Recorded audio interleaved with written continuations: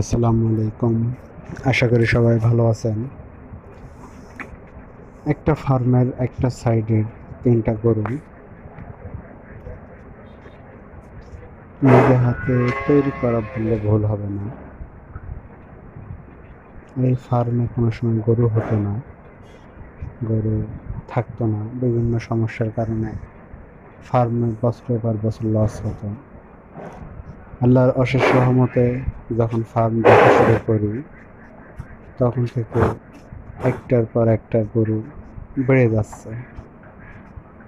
এই পাশে আছে কিছু গরু, অন্য সাইডে আরো গরু আছে। আল্লাহ ভালো করলে সেগুলো অন্য আরেকদিন দেখাবো ইনশাল্লাহ। তো গরুগুলো কেমন লাগছে কেউ কমেন্ট করে জানাতে ভুলবেন না।